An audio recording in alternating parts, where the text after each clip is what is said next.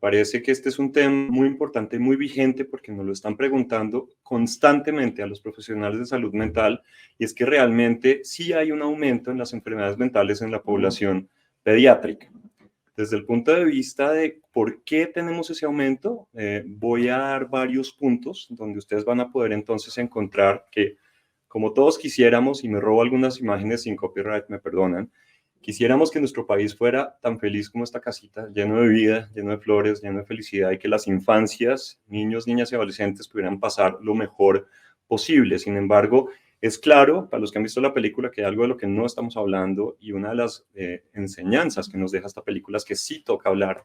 de Bruno. En este caso tenemos que hablar de salud mental, y hablar de salud mental en niños, niñas y adolescentes es súper importante. Es doloroso y difícil cuando los casos son serios y severos, pero el conocimiento es el que nos provee las herramientas para poder llevar adelante algún tipo de solución y brindarles un tratamiento adecuado. Unas pocas estadísticas que ya están un poco viejas acerca de estadísticas de suicidio por género en Colombia, donde podemos ver que hay los números que corresponden a hombres y mujeres y los totales que ustedes pueden ver acá, así como estadísticas de suicidio en Bogotá específicamente, donde vemos que hay unas tendencias a veces de aumentar, a veces de disminuir, y pues en este momento no me voy a detener en esto, pero quiero poner esto como antesala porque, digamos, es de lo que más nos preocupa y es la única razón realmente seria por la que los psiquiatras podemos llegar a perder pacientes. Y hablo de suicidio como primera línea porque muchas de las enfermedades en salud mental pueden llevar a un paciente, a una persona, a tener ideas, intención o plan de cometer suicidio.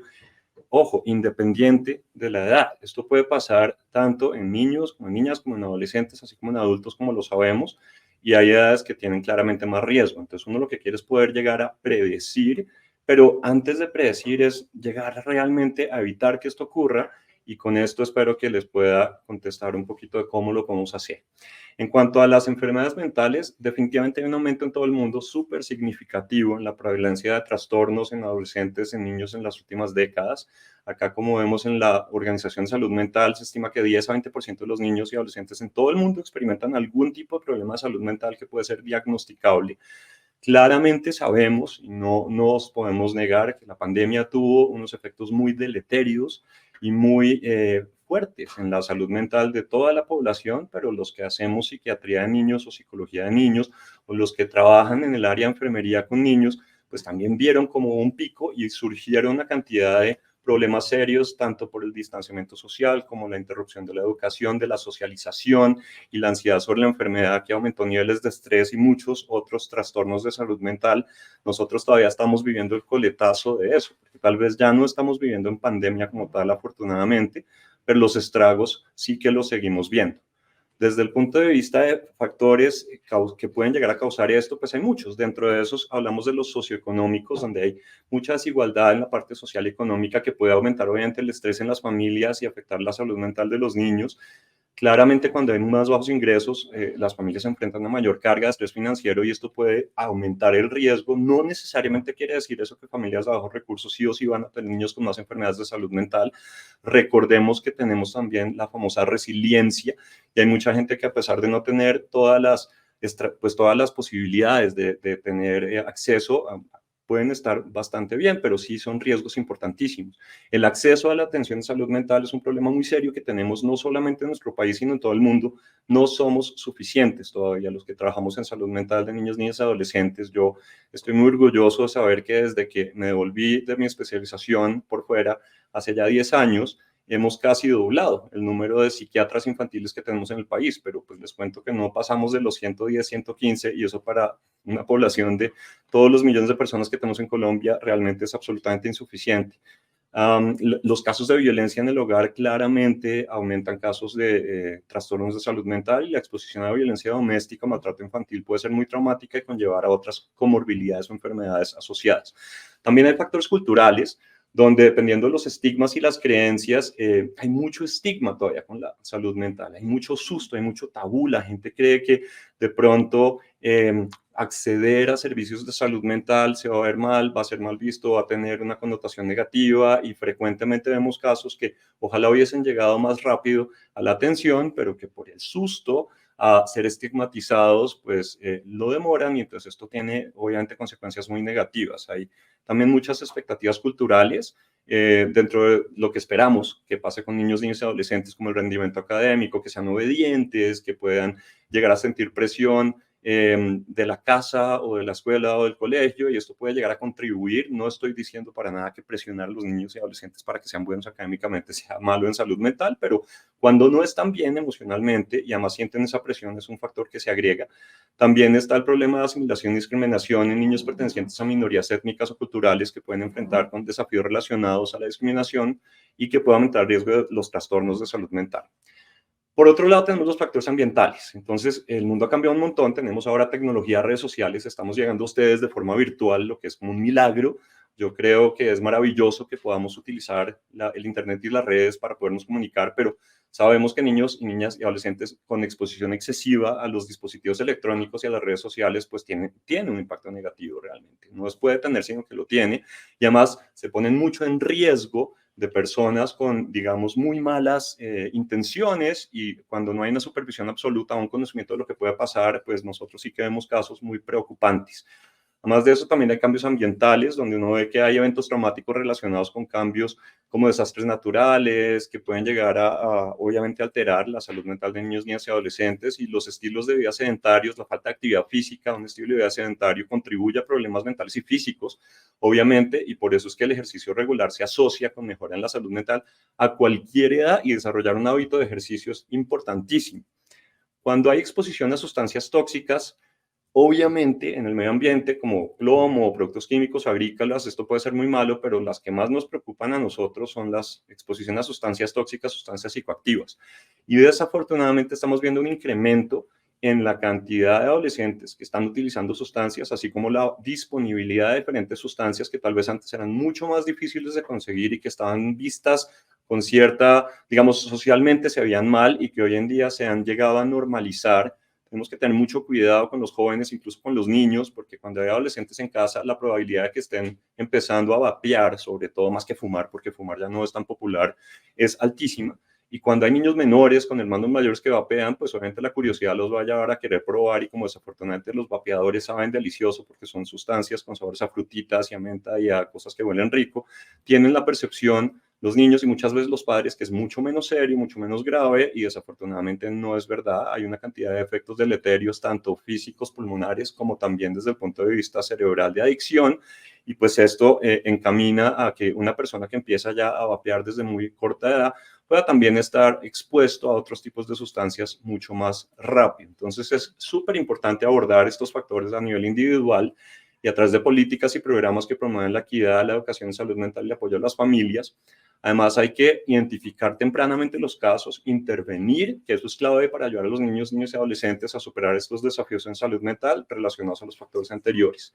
Ha habido grandes cambios en la ciudad, como en la sociedad, como ya les dije. Entonces, los impactos en la tecnología de redes sociales es algo en lo que de verdad nos detenemos mucho a pensar nosotros, porque teníamos antes de la pandemia un montón de charlas montadas acerca de las recomendaciones de cuánto tiempo de pasar un niño. Ustedes lo pueden encontrar eso en línea fácilmente. Hay muchas tablas de las asociaciones de psiquiatría, de pediatría, que hablan de determinada edad debe pasar determinado tiempo frente a las pantallas, y la regla general es que cuanto más pequeños están, menos tiempo deberían pasar, y cuanto más grandes deben tener mucha supervisión, porque el acceso indiscriminado a las redes sociales, como ya les dije, tiene una cantidad de cibercrímenes posibles y de efectos deleterios importantísimos que además están troncando la socialización. Durante la pandemia nos tocó echarnos para atrás, porque la única forma de que los niños socializaran, aprendieran y vieran a la familia era a través del computador, el celular, las tabletas, y ahora que ya no estamos en esa época de pandemia y de estar confinados, pues ya quedaron muchos con la sensación de que eso es lo que toca hacer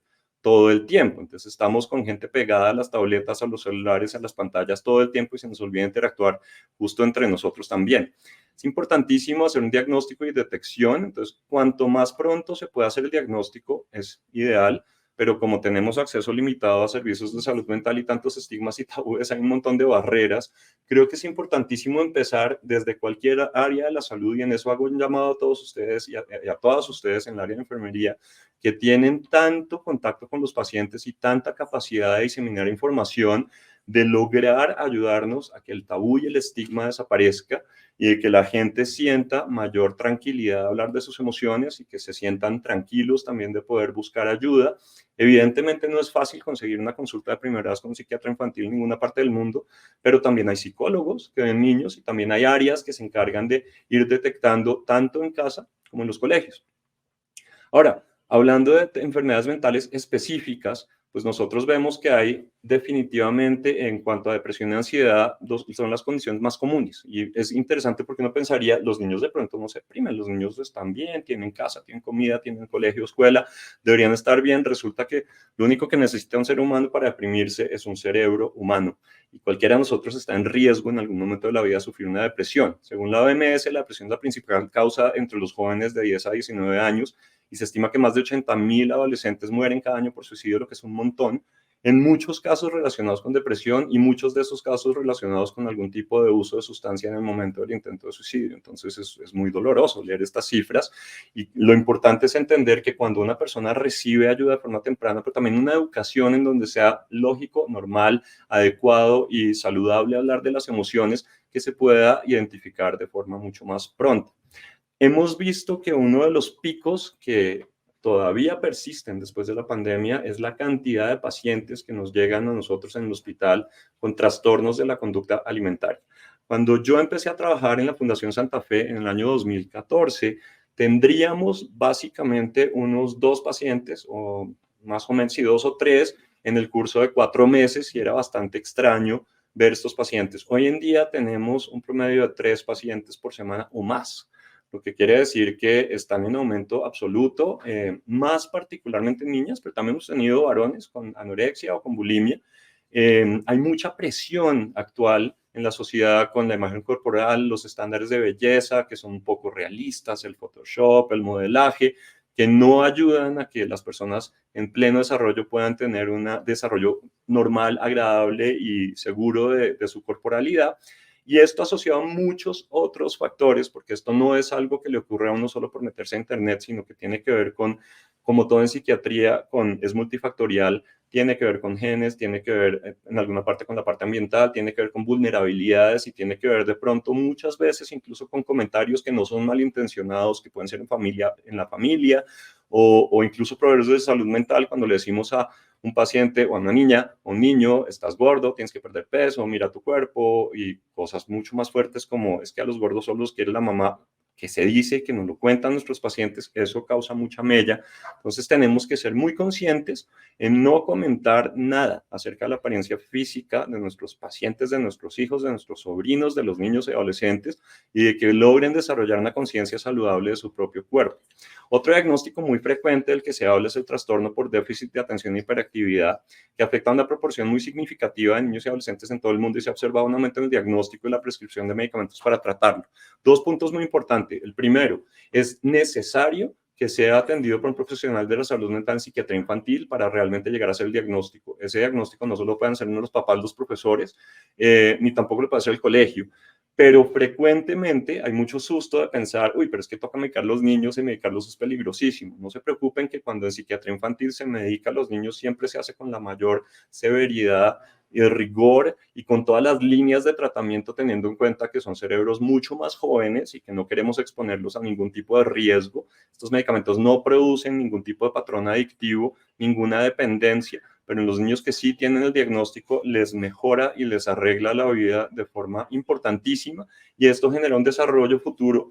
mucho mejor, con mejor autoestima, porque los niños siempre se están comparando entre ellos en la parte académica, sobre todo en primaria y en bachillerato también, y cuando una persona logra rendir académicamente bien y tener mejores éxitos académicos, pues está desarrollando todo su potencial y pues por ende va a tener menor comorbilidad de muchos problemas en el futuro, incluyendo la posibilidad de uso de sustancias u otras enfermedades mentales, porque la impulsividad del déficit de atención e hiperactividad es impresionante. Y niños impulsivos no tratados son los primeros que se ponen en riesgo en cualquier tipo de grupo de adolescentes. Desafortunadamente estamos viendo mucho esto de las autolesiones no suicidas. La autolesión crónica no suicida es uno de los mayores predictores de suicidio e intentos de suicidio, y tenemos que ponerle mucha atención. En enfermería hay mucha oportunidad también para notar si los adolescentes se están haciendo lesiones, se están lacerando, pues en el momento de canalizar, en el momento de revisar al paciente, deberíamos hacer un examen físico muy juicioso siempre,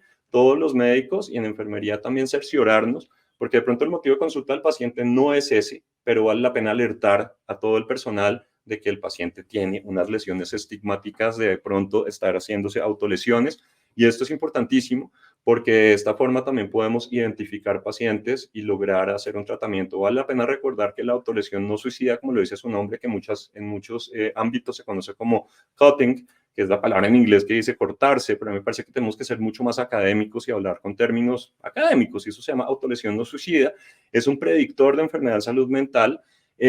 Frecuentemente estos pacientes lo esconden, no quieren mostrarlo, están con las mangas largas, tienen algún tipo de pulseras o cosas amarradas. Cuando los tenemos en el hospital, este es un momento en el que de verdad podemos cerciorarnos de cómo está eso y si es necesario entonces pedir la atención en salud mental.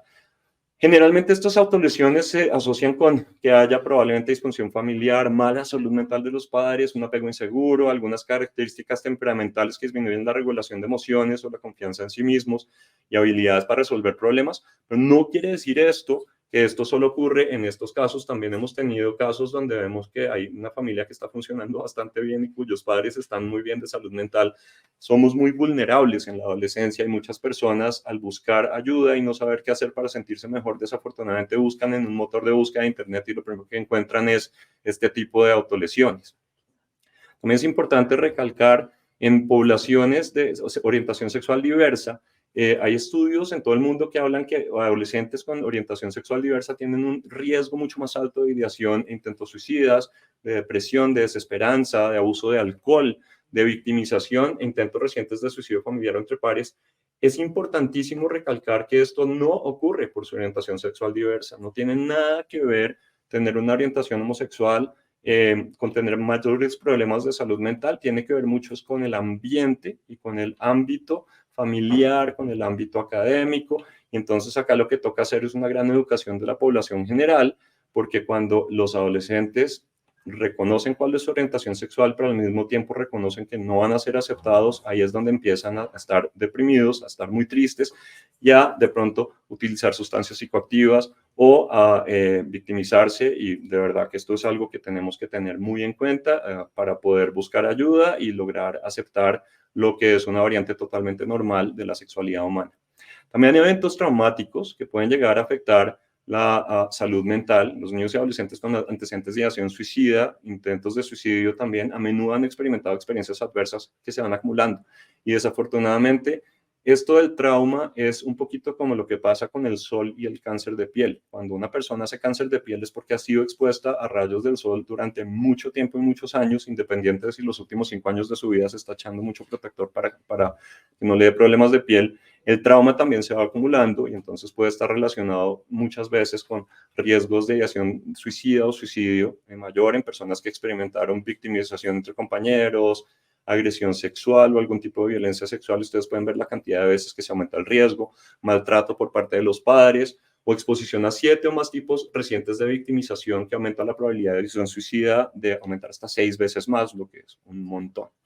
Los suicidios de jóvenes y los intentos de suicidio no mortales a veces ocurren en el contexto de grupos espaciotemporales estimulados por mecanismos de imitación de compañeros suicidas y exposición a presentaciones suicidas en noticias ficticias o redes sociales. Por esto es fundamental e importantísimo. Si existe un suicidio de una celebridad, de una persona conocida, de un cantante, de un actor, de alguien que va a salir en las noticias, pues los medios ya tienen un montón de indicaciones que les dan las asociaciones de médicos y psiquiatras de cómo manejarlo, pero es muy, muy importante en la misma casa disminuir la conversación alrededor de esto, no estar buscando ni videos, ni cómo fue, ni las noticias, ni exactamente, porque desafortunadamente si uno ya está muy triste, muy deprimido y muy mal, y alguien que uno considera como un rol de modelo comete suicidio, pues eso puede llevar a las personas a querer imitarlo, y esto pasa mucho más en la adolescencia. Es un fenómeno que se llama el fenómeno de Werther. Werther es un libro que escribió Goethe, un escritor alemán, a finales de 1800. Era una novela sobre un joven cuya pretendiente le dice que no quiere estar con él y al final le decide quitarse la vida, y en 1800 en Europa, cuando ese libro entró en circulación, hubo una ola masiva de suicidios de adolescentes que se identificaban con el personaje. Pero así como ocurre eso, También ocurre que si otra persona de pronto no se suicida y habla a favor de el tratamiento, de estar mejor y de no querer suicidarse, eso también es fundamental, importantísimo, y por eso es que es tan importante hablar de Bruno. Por eso no hablemos de eso, sino tenemos que hablar de eso y buscar toda la atención. Es deseable que un niño o niña adolescente con ideas suicidas lo pueda compartir con sus padres o con alguien para buscar la atención en salud mental, y definitivamente que eso no se minimice, ¿no? Los problemas de afiliación cultural relacionados con la migración, los cambios en apoyos sociales en adolescentes predicen significativamente intentos de suicidio, y hay que educar a la comunidad sobre prevención, así como lo estamos haciendo en un simposio como este.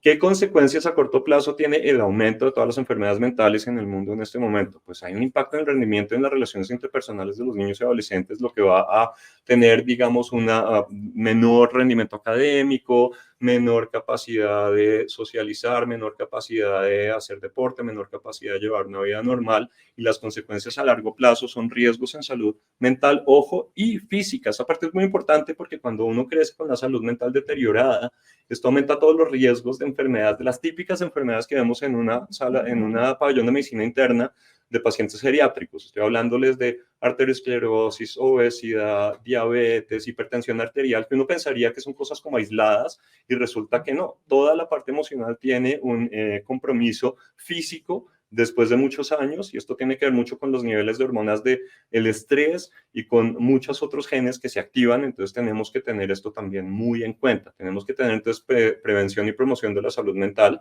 con estrategias de prevención, con programas como este. Toca intervenir de forma temprana, y es importantísimo la educación en la escuela y en la casa. Por eso es que sí toca hablar de Bruno, y por eso toca desarrollar programas en los que se pueda hablar. Ya hay muchos colegios en donde se están llevando personas expertas para hablar, porque la idea es un profesor que no sabe mucho sobre suicidio, ponerse a hablar de suicidio de una persona famosa puede terminar causando más daño que bienestar. Pero definitivamente es necesario tener todo esto. El rol de los padres y los cuidadores es importantísimo. Hay que estar muy pendiente, hay que conocer muy bien a los hijos y estar muy alerta a cambios.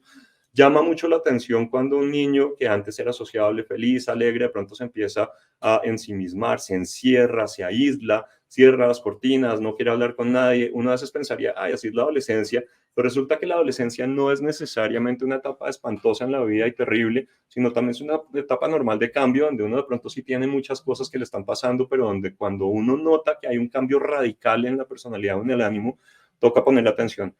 Toca ser muy mente abierta por muchos motivos. Las cosas cambian, el mundo avanza, las generaciones tienen diferentes ideas. Lo que de pronto era súper normal para uno ya no es tan normal, y lo que era de pronto inaceptable absolutamente para uno de pronto ya es mucho más aceptable. Entonces toca moverse también con los nuevos tiempos y aprender y ser muy curiosos, en lugar de decir eso está muy mal, en mi época eso no se hacía, esto es terrible. Y definitivamente hay que quitarse el miedo a buscar asesoría profesional cuando es necesario. El rol de las escuelas y la comunidad es importantísimo, porque se necesita un entorno de apoyo, hay que tener planes de acción, hay que tener conocimiento de rutas de atención, hay que tener ambientes inclusivos, y desde los colegios, de hecho, nos están remitiendo muchas veces pacientes que en el colegio o algún compañero o alguien les reportan haber tenido algún tipo de idea depresiva, algún tipo de idea suicida, o identifican una autolesión. Siempre nos debe llamar la atención cuando hay un adolescente que tiene de nuevo estas autolesiones, porque la excusa más frecuente es me arañó el gato, me arañé de pronto con la rama del árbol de tal cosa, pero pues es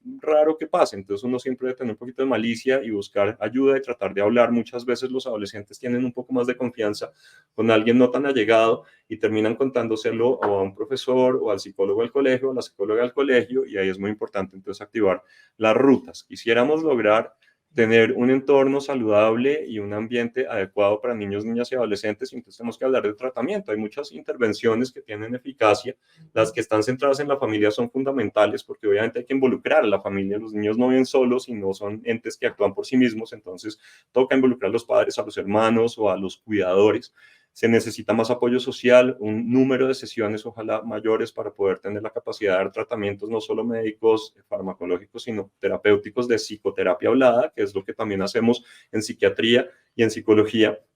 Hay que hacer entrevistas motivacionales. Quiere decir esto, la idea es mejorar la adherencia, y en el momento de preguntar uno debe evitar tener un juicio y poner cara de eso está muy mal. Ejemplo, estoy canalizando a un paciente, descubro que tiene estas autolesiones y digo, uy, muy mal, eso no lo debe hacer, qué feo. No, toca desinteresarse. Oye, ¿tú hace cuánto haces eso? Y tus papás saben, y qué cosa, y tal cosa, y buscar como que la persona se pueda conectar, porque en el momento que una persona siente que algo es totalmente inaceptable, se cierra y ya no quiere hablar de eso. Y obviamente toca hablar de promoción de sobriedad, de no estar usando sustancias y de tener un sueño saludable, así como de hacer ejercicio. Si hablamos de tratamientos agudos, obviamente, pues nosotros tenemos un servicio de urgencias. Nosotros en la Santa Fe todavía no tenemos una unidad de salud mental, ojalá algún día la tengamos, pero sí tenemos psiquiatras de turno. No vivimos en la Santa Fe, estamos de disponibilidad, pero tenemos la capacidad de atender cualquier urgencia psiquiátrica. Hay muchos casos que llegan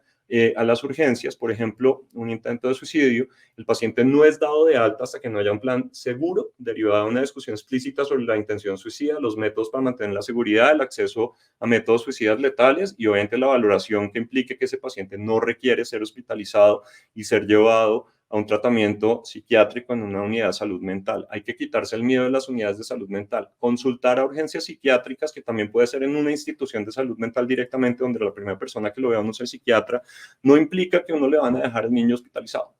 Implica que la persona que lo va a ver va a hacer una evaluación y muchas de las veces el tratamiento es ambulatorio y se hace un plan seguro.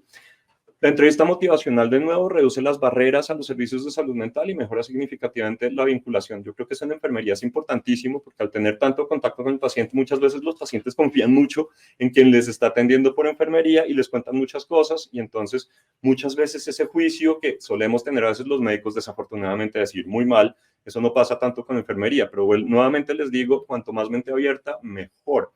También se recomienda hospitalización psiquiátrica cuando la seguridad del paciente es impredecible o hay algún factor de riesgo suficientemente grande como para que uno entienda que ese paciente no debe estar por el momento en su casa y donde pueda aislarse de la situación que está actualmente y donde le puedan brindar todo el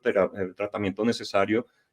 psicofarmacológico, psicoterapéutico, de trabajo social, comunitario, de terapia en grupo, que eso solo ocurre en un hospital de psiquiatría. Y también hay la posibilidad de hacer tratamientos ambulatorios en el consultorio cuando existe una baja probabilidad de actos suicidas inminentes o presencia de apoyo familiar. Todo lo anterior tiene que ver es con riesgos de intentos suicidas, ¿no? Entonces quiere uno realmente lograr es poder tener una buena comunicación con los niños, que se sientan tranquilos de poder hablar con nosotros y que podamos brindarles las ayudas necesarias. En psiquiatría usamos mucho la psicoterapia, en psicología también, y se nota que cuanto más psicoterapia se logra dar, tenemos una menor tasa de autolesiones para los que están en tratamiento versus los controles. Hay diferentes tipos de psicoterapia, para eso estamos entrenados todos los que hacemos psiquiatría en niños y adolescentes y psicología en niños y adolescentes. La psicofarmacología se utiliza cuando es necesaria, como les digo, con mucha responsabilidad. No todos los niños que pasan por el consultorio del psiquiatra infantil son medicados, eso no es cierto, pero sí que hay muchas tasas de mejoría en pacientes, por ejemplo, con depresión o con ideación suicida y que mejoran muchísimo más que si no tienen el tratamiento, o también con déficit de atención e hiperactividad o con trastornos de ansiedad específicos, donde uno nota que es como si fueran unas muletas que le ayuden a caminar mejor, más rápido, pero que no necesariamente son para toda la vida. Es muy raro tener pacientes en niños, adolescentes, que van a requerir de un tratamiento psiquiátrico o psicofarmacológico de por vida. Finalmente, hay algunas estrategias en prevención del suicidio, por ejemplo, y en prevención de enfermedades mentales en general, donde queremos es educar a los niños y adolescentes a través de programas escolares y familias para hacer frente al estrés, desarrollar una buena autorregulación emocional y conductas efectivas, evitar el consumo o uso de sustancias, y con esto podemos prevenir muchas enfermedades serias. Tenemos que identificar las experiencias tempranas de la vida que pueden interactuar con los periodos de vulnerabilidad del desarrollo y lograr el desarrollo de medidas de afrontamiento. Se necesitan claramente nuevas leyes de prevención y acceso, y educar a los padres sobre todo los riesgos en casa y en la comunidad para mitigar su posible impacto negativo. Hay que mejorar la accesibilidad, atención de salud mediante la reducción de barreras para recibir ayuda, mejorar la atención colaborativa entre los proveedores de atención. Y dado que somos tan poquitos proveedores de salud mental, nosotros estamos todos trabajando totalmente llenos, pero totalmente dispuestos también. Estamos alentando muchísimo a nuestros colegas jóvenes para que ojalá se especialicen en nuestra área, porque necesitamos multiplicarnos por 10 cada uno, por lo menos en este momento. Tenemos además que desarrollar métodos universales válidos de detección y monitoreo, con una excelente capacidad predictiva para identificar combinaciones de factores de riesgo, y es necesario tener una mejor y mayor comprensión de los factores de riesgo socioculturales, como el uso de redes sociales, el desarrollo de estrategias de prevención primaria para reducir el riesgo juvenil. La educación en salud pública es fundamental para que la gente y los profesionales de la salud puedan reducir el estigma y mejorar la búsqueda de tratamiento para niños y adolescentes. Y con esto lo que quiero lograr es que ustedes entiendan que pensar en Bruno como el personaje malvado, terrible, espantoso, si esta fuera la salud mental, es completamente inadecuado. Tenemos que entender que Bruno es un buen tipo y hablar de salud mental está bien y asistir al psiquiatra y al psicólogo está bien, y que si hablamos de Bruno estamos previniendo, y que si estamos previniendo estamos salvando vidas para así lograr tener entornos más adecuados. Muchas gracias.